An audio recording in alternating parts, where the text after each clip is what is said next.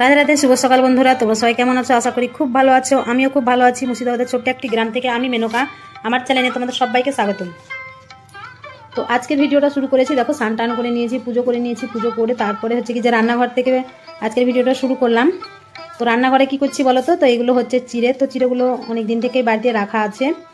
তো তোমার ধরো কাঁচাও এমনি খাওয়া হয় না, তো ভাবছি যে ভেজে নিই। তো অনেক দিন থেকেই ভাবছি ভাজবো ভাজবো করছি, কিন্তু ভাজার মানে সময় হচ্ছে না। তো আজকে তোমার সময় করে ভেজেই নিলাম। ভেজে নিয়ে তোমার আজকে হচ্ছে কি যে চিড়ে ভাজা দিয়ে চা খেয়েছি।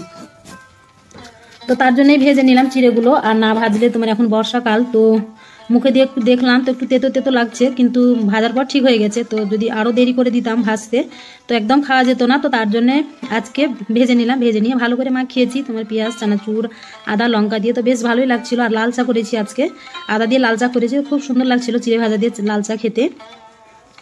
তো তারপরে চা খাওয়া দাওয়া করে তারপরে যে কলপাড়ে চলে আসলাম। তো এইগুলো হচ্ছে যে তোমার চা খাওয়ার বাসন। আর এই যে মানে রাত্রে রুটি করেছি, তো হটপট ছিল, হটপটটাও বের করে নিয়েছি। আর টুকিটাকি ধরো বাসনগুলোও ছিল, তো সেগুলোকে বের করে নিয়েছি। যে কি বলতো, যে একটু মানে ভাত ছিল রাত্রিকার, আর হচ্ছে কি যে তরকারি ছিল। তো সেই ভাতগুলো ধরো ছাগলকে দিয়ে দিলাম, ভাত তরকারিগুলো দিয়ে তারপরে সেই বাসনগুলোকেও একসঙ্গে মেজে নিলাম। কেননা যে আমি সকালে বের করিনি ধরো, আর রান্নাঘরে ধরো অতটা মানে খেয়াল করিনি। তো দেখছি যে আছে, ভাত তরকারি আছে। তো বরমশাইকে বললাম খাবে, তো খাবে না বললো। তো সেগুলো ছাগলকে দিয়ে তারপর সব ধরো মাজা ধোয়া একসঙ্গে করিলাম। তার জন্য অনেকগুলোই বাসন দেখতে পেলে। তো তারপরে যে চলে আসলাম এই যে ছাগলগুলোকে খেতে দিতে। তো ওদেরকে আজকে খেতে দেয়নি। আর আমাদের এখানে তোমার মানে দিন রাত্রি সব সময়তেই মানে বৃষ্টি হচ্ছে। তো কাদের কাদের দিকে বৃষ্টি হচ্ছে অবশ্যই জানাবে। তো আমাদের এখানে তো প্রচুর বৃষ্টি হচ্ছে, কোনো সময় ধরো নেই, রেহাই নেই বৃষ্টির হাত থেকে। তো যাই হোক, ওদেরকে খেতে দিয়ে দিলাম। খেতে দিয়ে তারপরে হচ্ছে যে ছাদে চলে এসেছি। তো ছাদে এসেছি তোমার কাঁচা ধোয়া করেছি কিছু জিনিস, তো তোমার শুকাইতে দেয়নি। কেননা যে মানে স্নান করার পর তোমার বৃষ্টি চলে এসেছিলো। তো আকাশ থেকে বুঝতেই পারছো কতটা মেঘলে গাছ, আকাশে ঘোলা হয়ে চারি সাইডে।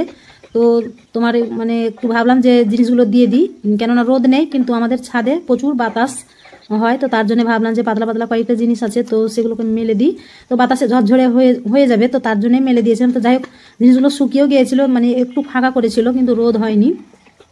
মানে একটু ধরো রোদের একটু দেখা দিয়েছিল, তো মানে তাতেই আমার জিনিসগুলো শুকিয়ে গিয়েছিল। তো যাই হোক, দেখো মেলে দিচ্ছি। তো মেলে দেওয়ার পর তারপরে হচ্ছে কি যে রান্না বসাবো। আর আকাশ দেখতে পাচ্ছ কেমন মেঘ লেগেছে, সব সাইডে মেঘ লেগে আছে। কখন যে চলে আসবে মেঘ, আর কখন যে তাড়াহুড়ো করে তুলতে হবে, তো জিনিসও ভিজবে আমিও ভিজবো, তো সেটা ভেবে লাভ নেই। তো মেলে দিলাম। যাই হোক, মেঘে ভিজবে, না ভিজবে শুকিয়ে যাবে। তো তারপরে যে নিচে এসে তোমার এই যে রান্না বসিয়ে দিয়েছি, আর এই যে সবজিগুলোকে বানাচ্ছি। তোমার এইদিকে ভাত বসিয়ে দিয়েছি আর সবজি বানাচ্ছি। তো একটা উনুনে এটাই সুবিধে যে তুমি মানে কি বলতো, যে রান্না মানে ভাত বসিয়ে দিয়ে তোমার এই সবজিগুলো একটা একটা করে তোমার ভাত হতে হতে বানিয়ে নেওয়া হয়। আর তোমার এই যে যদি জোড়া উনুনে তোমার রান্না বসাও, তো তোমার সবজি বানিয়ে নিয়েই বসতে হয়। তো তারপরে যে ভাত হয়ে গেছে, তো ভাত হয়ে যাওয়ার পর তারপরে এই যে আজকে ডাল করছি, মুগ ডাল করছি কচু দিয়ে। তো ডাল সেদ্ধ করার পর তারপরে হচ্ছে কি যে ডাল কচু সেদ্ধ করে নিয়েছি, করে নিয়ে তারপরে যে ফোড়ন দিয়ে দিলাম।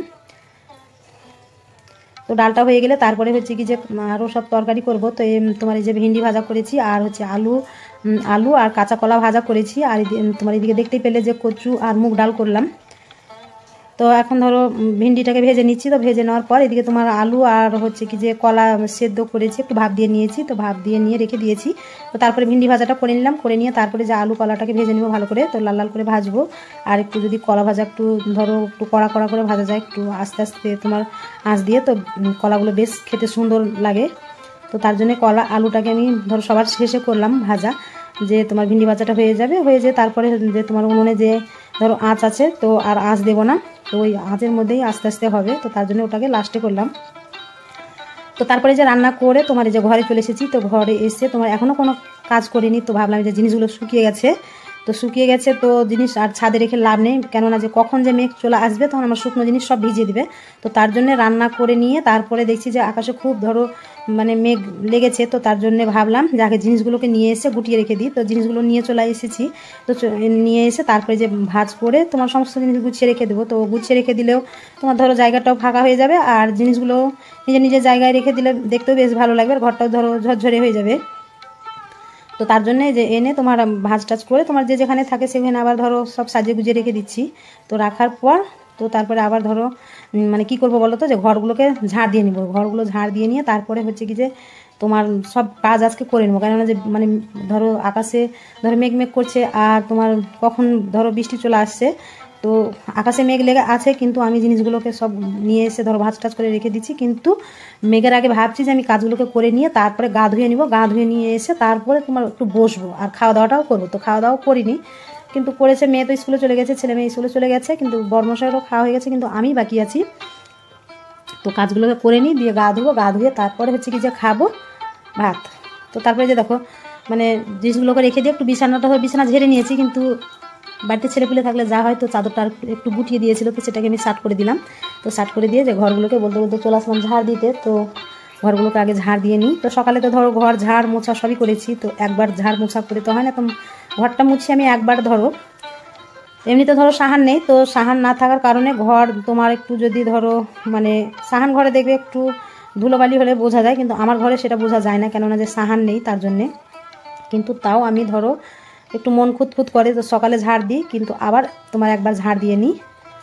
তো দুবার ঝাড় দিই ধরো, তো অত তো ধরো ধুলো বোঝা যায় না, তো তার জন্যে আমি দুবার করেই ঝাড় দিই। তো ভাবলাম যে সব মানে কাজ হয়ে গেল, তো ঘরটাকে ঝাড় দিয়ে নিই। তো ঝাড় দিয়ে নিয়ে তারপরে হচ্ছে কি যা উঠোন আছে ঝাড় দিতে, মানে উঠোন আছে ঝাড় দিতে, গোয়াল ঝাড় দিতে আছে। তারপরে হচ্ছে কি যে রান্না করেছি, হাঁড়ি কড়াই আরও বাসন আছে, সেগুলোকেও মাজবো, উনুনটা নিকাবো। মানে বললাম না যে কোনো কিছুই কাজ করিনি, যে মেঘ দেখে প্রথমে তোমার চলে গেলাম ছাদে, তো জিনিসগুলোকে নিয়ে চলে আসলাম, নিয়ে এসে তো ওদেরকে ভাজ টাজ করে রেখে দিলাম, দিয়ে তারপরে হচ্ছে কি যে কাজে লেগে গেলাম। যে তোমার একদিক থেকে কাজগুলোকে করে নিলে বেশ ভালো লাগে। তো সেটা ভেবেই ধরো কাজগুলোকে করছি। আর একটা বিষয় হচ্ছে যে কাজগুলোকে করে নিয়ে তারপরে হচ্ছে কি যে একটু মোবাইল নিয়ে বসতে হবে, কেননা যে আমার মতো আরও দিদি ভাইরা ভিডিও করে, তো তাদেরকে একটু তাদের ভিডিওগুলো দেখতে হবে। তো তার জন্যে মানে তাড়াহুড়ো করে কাজগুলো করে নিচ্ছি, করে নিয়ে তারপরে হচ্ছে যে দিদি ভাইদের ভিডিওগুলো দেখবো, তার জন্যে আমি সেটাকে ধরো একটু করছি কাজগুলোকে তাড়াহুড়ো করে। তো দেখো উঠোন ঝাড় দিচ্ছি, আর এই যে বলতে বলতে তোমার যে বৃষ্টি পড়ছে 1 ফোঁটা 2 ফোঁটা করে, দেখে বুঝতেই পারছো নিশ্চয়ই যে উঠোনে পড়ছে, কিন্তু ক্যামেরাতে অত বোঝা যাচ্ছে না, কিন্তু উঠোনেরটা ভিজে যাচ্ছে সেটা বোঝা যাচ্ছে। তো দেখতে পেলে গোয়াল ঝাড় দিয়ে নিলাম। তো গোয়াল ঝাড় দিয়ে নিয়ে উঠোনটা ঝাড় দিয়ে নিব। তো উঠোন ঝাড় দিয়ে নিয়ে তারপরে কি যে তোমার উনুনটাকে লিকাবো, আর হচ্ছে যে তোমার রান্নার বাসনগুলো মাজবো, তাহলে আমার কাজ হয়ে যাবে। তো আমার ভিডিওটা এখানেই শেষ করছি বন্ধুরা। ভিডিওটা যদি ভালো লেগে থাকে তাহলে লাইক কমেন্ট শেয়ার করো, আর আমার চ্যানেলটাকে সাবস্ক্রাইব করে পাশে থেকো। সবাই খুব ভালো থেকো, সুস্থ থেকো। দেখা হচ্ছে আবার একটা নতুন ভিডিওর সঙ্গে।